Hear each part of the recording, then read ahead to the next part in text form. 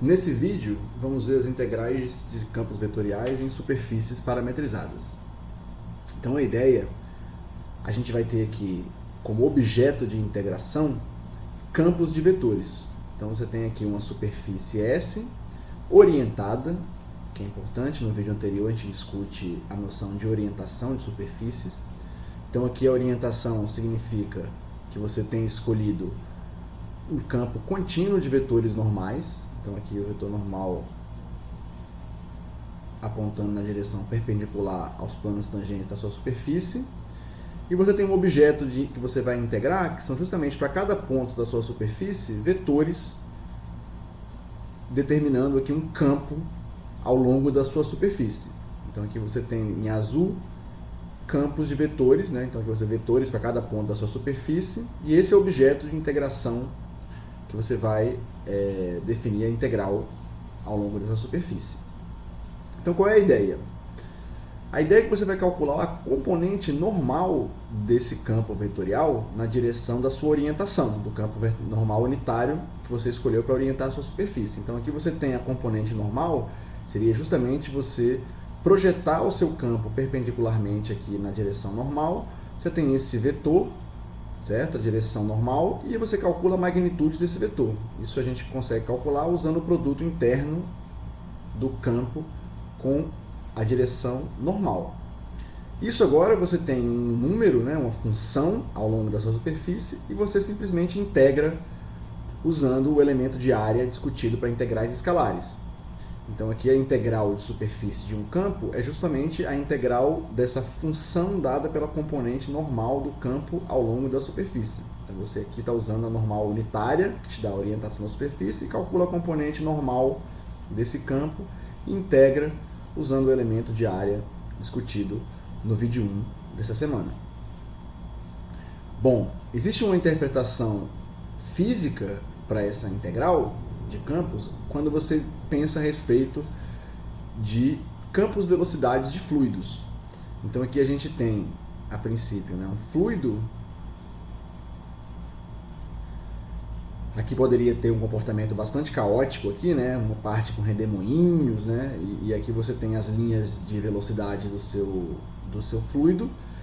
Isso, de alguma forma, te determina um campo ao longo de uma seção transversal. Então pensa que aqui a gente está com simplesmente uma seção transversal, né? Pensa que isso aqui é como se fosse uma superfície, né? Aqui você está pegando só um perfil da superfície. E aqui você tem ilustrado os campos velocidades ao longo dessa superfície. Então aqui você tem a superfície S. Esse aqui é justamente os seus campos de vetores, que seriam os campos velocidade. Campo velocidade. E aqui você deveria escolher uma normal. Então, por exemplo, você pode pensar na normal apontando nessa direção. A normal, certo? Então, você gostaria de calcular a integral de superfície. Você vai calcular a componente normal. Então, qual é a projeção desse campo ao longo dessa normal? Então, vou ter, por exemplo, pedaços onde você tem a completa coincidência do campo com a normal, pedaços onde você tem um certo oblíquo, um comportamento oblíquo, um comportamento perpendicular. E isso, de acordo com esses redemoinhos que aparecem aqui nesse perfil, vai trocando, né? Então o campo aqui ele troca de figura conforme você tem essas linhas de velocidade aqui. Então está apontando nessa direção, que seriam essas direções aqui. E aí depois ele volta a trocar justamente quando você tem esse pedaço do fluido percorrendo aqui ao longo da parede desse tubo. Então quando você calcula a componente normal desse campo, vão ter pedaços onde ela vai ser zero, onde ela vai coincidir, onde ela vai ser negativa, certo? Porque aqui a componente normal está na direção oposta, né? A projeção vai estar na direção oposta à componente normal. Então, no final das contas, você vai ter um comportamento médio desse campo ao longo da superfície. E aí, quando você calcula a integral, de certa forma, você está calculando quanto de fluido atravessa essa superfície. Então, o que a gente chama de fluxo. O fluxo do campo de velocidades ao longo da superfície é o quanto de fluido atravessa. Então aqui você vai ter uma média de quanto de fluido atravessa, tem uns pedaços que atravessa na direção, claro, que você está calculando a normal. Então aqui, por exemplo, né, vão ter uns pedaços onde você vai ter um atravessamento negativo, os pedaços onde você vai ter um atravessamento positivo na direção da orientação, e quando você calcula essa espécie de média, você tem o quanto de fluido atravessa a superfície.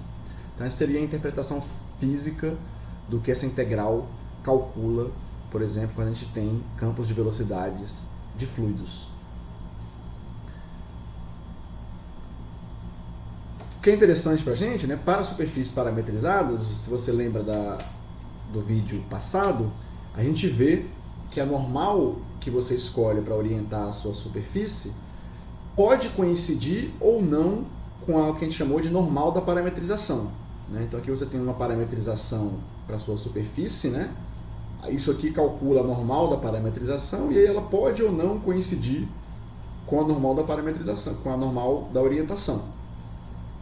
De qualquer forma, quando a gente vai fazer o cálculo da sua integral vetorial ao longo da superfície, você pode usar a normal da parametrização, dependendo aqui esse mais ou menos, se ela coincide ou não com a normal da orientação.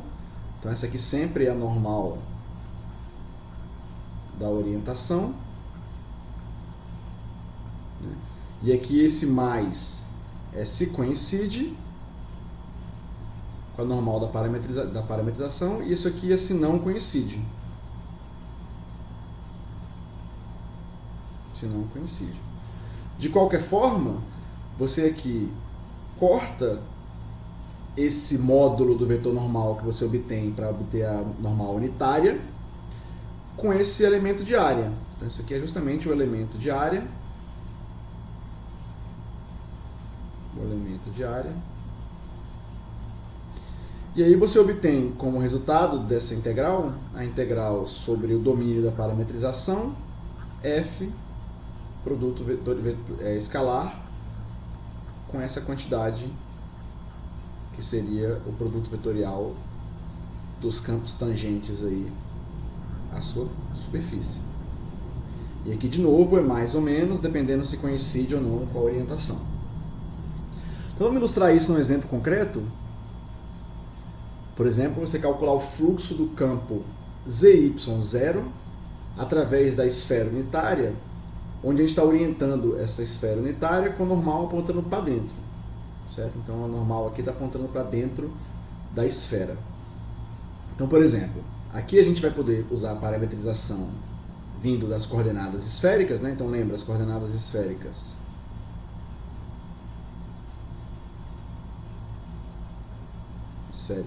são dadas com x igual a ρ seno φ cosseno θ, y igual a ρ seno φ seno θ e z igual a ρ cosseno φ.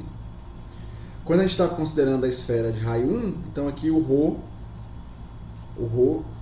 é igual a 1, e você obtém então a parametrização da esfera usando como parâmetros o ângulo φ e o ângulo θ. Tem aqui a sua parametrização. O x é dado dessa forma, com ρ igual a 1, o y é dado com essa forma, com ρ igual a 1, e o z com ρ igual a 1, é isso.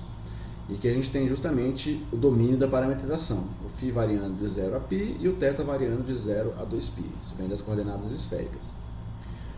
Bom, então se a gente calcula aqui agora a normal da parametrização, você tem aqui o dφ dθ vindo aqui nessa segunda linha da matriz, né, menos seno φ seno θ, da derivada aqui do cosseno, seno φ cosseno θ, e zero, porque a derivada de cosseno φ com relação a θ é zero. Aqui a derivada com relação a φ, o seno derivada cosseno, seno derivada cosseno, e aqui a derivada do cosseno é menos seno. Então, como resultado do cálculo desse determinante, né, vetorial, a gente obtém esse vetor. Menos seno ao quadrado φ cosseno θ na componente x, menos seno ao quadrado φ seno θ na componente y, e menos seno φ cosseno φ na componente z. Então a pergunta é, esse vetor coincide ou não com a normal da orientação? Então a normal da parametrização que a gente acabou de calcular coincide ou não? Então você pode fazer isso de uma maneira bastante prática, escolhendo um ponto da sua parametrização. Por exemplo, esse ponto aqui. É o ponto onde o θ vale π sobre 2. Θ lembra esse ângulo aqui. Θ. E o φ vale π sobre 2. Também o φ é esse ângulo na direção aqui do semi-eixo positivo z. Então aqui é o φ. Então esse ângulo aqui né, esse ponto, que é o ponto 0, 1, 0, se você calcula o vetor da parametrização normal, substituindo o φ e o θ por π sobre 2, você vai ter justamente aqui menos seno ao quadrado π sobre 2, cosseno π sobre 2, menos seno ao quadrado π sobre 2, seno de π sobre 2, e menos seno π sobre 2, cosseno π sobre 2. Esses daqui são 0, e você obtém aqui então 1, com esse menos aqui, fica menos 0, 1, 0. Então, nesse ponto aqui, o seu vetor é justamente dado dessa forma, por causa desse menos aqui. Ele é o menos 1, 0. Menos 0, 1, 0. Então, você observa que ele aponta para dentro. Então, esse vetor aqui realmente coincide com a normal que você orientou a sua esfera, porque era a normal que apontava para dentro. Então, esse aqui, de fato, é a normal que aponta para dentro. Você poderia ter escolhido qualquer outro ponto da parametrização, né? A gente escolheu esse por conveniência. Então, uma vez que coincide, a gente pode simplesmente aplicar a fórmula substituindo o ds pelo dφ du, dφ dv, produto vetorial. Lembra que aqui você cortou o módulo, né, com o elemento de área, então simplesmente sobrou isso, certo? Lembrando que o nosso campo era o campo z, y, 0. Então aqui a gente vai substituir nas coordenadas do campo as equações da parametrização, né? Então a parametrização, o z é cosseno φ, o y é seno φ, seno θ, e aqui a gente substituiu o vetor normal da parametrização que a gente obteve. Menos seno ao quadrado cosseno θ, menos seno ao quadrado φ, seno θ, e menos seno φ, cosseno θ. Então aqui a gente faz o produto escalar, componente a componente, né? Então essa vezes essa mais essa vezes essa, 0 vezes essa. Então a gente obtém aqui a integral dupla de 0 a π, 0 a 2π, de seno ao quadrado cosseno φ, cosseno θ, que vem da multiplicação lá do z do campo com o x, a componente x do vetor normal, e aqui você tem o seno ao cubo de φ, seno ao quadrado de θ, que vem da multiplicação do y do campo com o y da componente normal. Esse vetor aqui, quando você integra com relação a θ, observa que o cosseno de θ de 0 a 2π é 0, a integral.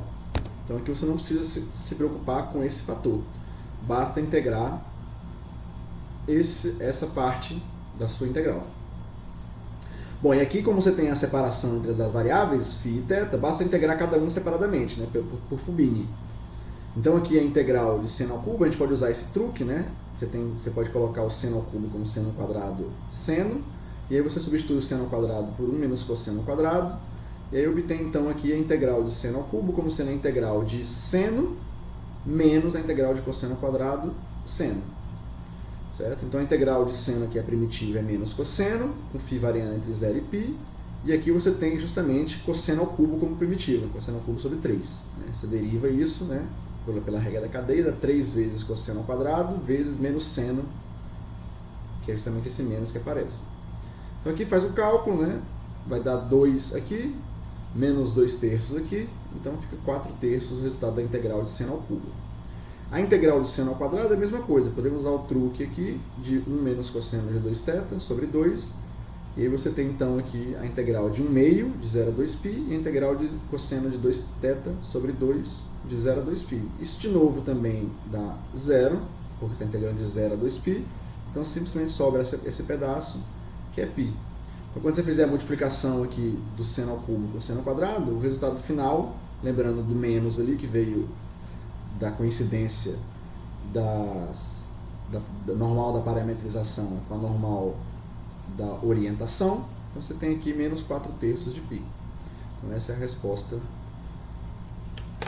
que calcula o fluxo do campo ao longo da esfera com orientação normal apontando para dentro. Nesse próximo exemplo, a gente vai ver que nem sempre a parametrização é a maneira mais fácil de resolver uma integral vetorial. Então aqui o exercício pede para calcular o fluxo desse campo, x menos x, 1, através do pedaço do plano x mais y mais z igual a 0, que está no interior da esfera, de raio 1, centro 0, e a gente está orientando esse pedaço do plano com a normal apontando para cima. Então aqui a gente tem uma ilustração, né? Esse plano x mais y mais z igual a 0, a gente pode obter a normal da equação do plano. Então aqui em geral, né, um plano ax mais by mais cz igual a um certo d, né? Esse aqui é um plano com a equação dada dessa forma. A gente consegue obter a normal justamente a partir dos coeficientes que estão multiplicando o a, o x, o y e o z. Então aqui seria o a, b, c sobre raiz quadrada de a ao quadrado mais b ao quadrado mais c ao quadrado. Então essa é a normal do plano.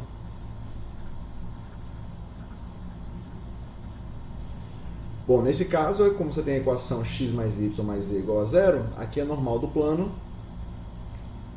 é justamente 1 sobre raiz de 3, a normal unitária. Observa que aqui coincide com a normal da orientação, porque você está orientado com a normal apontando para cima, significando que o z é positivo. Então aqui justamente você tem a normal apontando para cima, com o z positivo. Certo? Então essa normal aqui coincide com a normal da orientação. Bom, uma vez que você tem a normal, observa que a gente não precisou calcular a parametrização, aqui você obteve a normal a partir da equação do plano. Então a gente pode, pela definição, então aqui, a definição da integral vetorial ds é simplesmente calcular a integral sobre S da componente normal do campo. Certo? Normal da orientação, que a gente viu aqui que é justamente essa. Então aqui a gente tem justamente o campo dado pelas equações x menos x1, produto escalar com a normal 1 sobre raiz de 3. Tudo isso a gente está... Vamos botar um pouco para o lado aqui, só para dar espaço para a gente escrever o ds. Então aqui você tem a integral de superfície do produto escalar do campo com a normal unitária da orientação. Então aqui você tem justamente esse raiz de 3, 1 sobre raiz de 3 sai da integral. E você tem x menos x com 1 dá 0, então fica simplesmente 1 ds.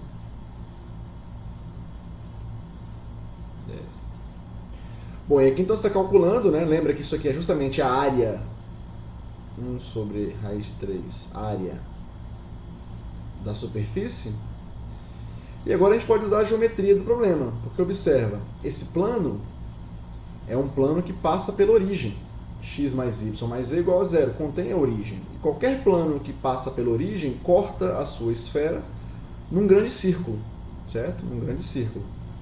Então a área da superfície, no fundo, é a área de um grande círculo. Desse círculo na esfera de raio 1. Então um grande círculo na esfera de raio 1 tem raio 1. Então simplesmente a área dele é a área de um disco de raio 1, que é π. Então o resultado final, π sobre raiz de 3. Certo? Então aqui observa que a gente não precisou fazer o cálculo de parametrizações, simplesmente usou a geometria do problema. E mais ainda, porque se você tentasse usar a parametrização, observa que a gente deveria parametrizar esse plano no interior da esfera. Se a gente tenta parametrizar o plano no interior da esfera, você deveria olhar para a interseção do plano com a esfera de raio 1. Isso aqui, substituindo, né, aqui você daria z igual a menos x menos y, substituindo nessa equação, você obteria x ao quadrado mais y ao quadrado mais menos x menos y ao quadrado igual a 1. Isso daqui te daria x ao quadrado mais y ao quadrado mais x ao quadrado mais 2xy mais y ao quadrado igual a 1. Então isso daria 2x ao quadrado mais 2y ao quadrado mais 2xy igual a 1. Poderia escrever isso aqui, x ao quadrado mais y ao quadrado mais xy igual a 1 meio. Isso aqui não é difícil, mas também não é trivial de entender, certo? Então, se você tenta entender que domínio é esse, né, pela geometria do problema, a gente pode até entender. Isso aqui, na verdade, é uma elipse rotacionada. Dessa forma, certo? Então, aqui você deveria usar a parametrização do plano levando em conta que o seu x e o y estão dentro dessa elipse rotacionada, certo? Então, não é trivial, né, de entender essa parametrização usando as interseções, e aí você vê que justamente a vantagem de usar a geometria do problema que a gente obteve ali, o cálculo acima, né? Só como sugestão, né, para quem quiser tentar aí, né, a sugestão, usem, né, coordenadas x igual a u mais v, y igual a u menos v, para resolver diretamente a integral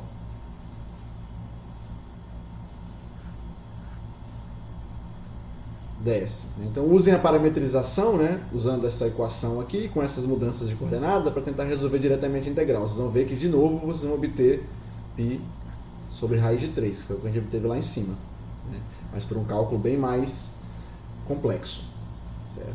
Então isso mostra também a vantagem de entender a definição da integral de superfície de campos, não necessariamente usando parametrização. Então, com isso a gente termina os vídeos da semana. Até a próxima.